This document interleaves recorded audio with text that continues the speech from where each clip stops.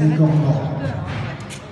Il n'était point des temps, dans tout le voisinage, qu'un cormoran l'eût mis à contribution. Des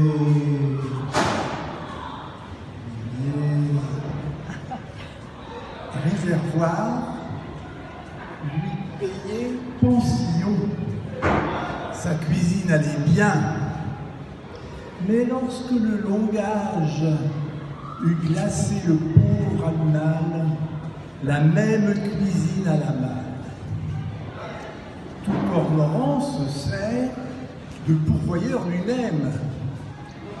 Le nôtre, un peu trop vieux pour voir au fond des eaux, n'ayant ni filet ni réseau, souffrait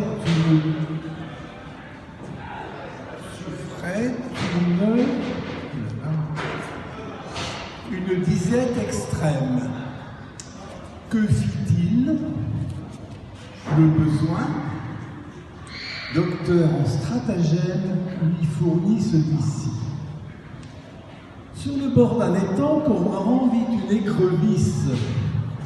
Ma commère, dit-il, allez tout à l'instant porter cet avis à ce peuple. Il faut qu'il périsse. Le maître de ce lieu dans 8 jours pêchera. L'écrevisse rate sans remporter le cas.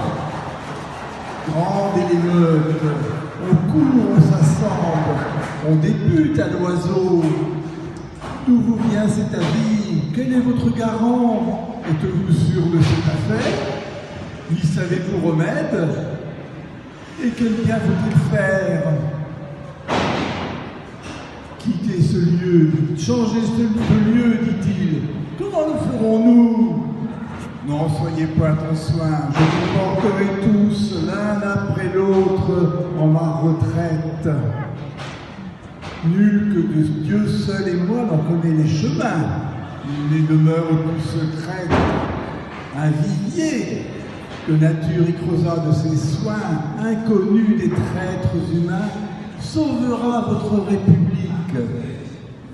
On le crut. Le peuple aquatique, l'un après l'autre, fut porté sous ce rocher peu fréquenté. Là, Cormoran, le bon apôtre, les ayant mis dans l'endroit peu creux, transparent, fort étroit, vous les prenez sans peine, un jour l'un, un jour l'autre. Il leur apprit à leurs dépens qu'il ne faut jamais avoir de confiance en ceux qui mangent les gens. Ils y perdirent peu, puisque l'humaine engeance en aurait bien, à son tour, mangé plus d'un homme.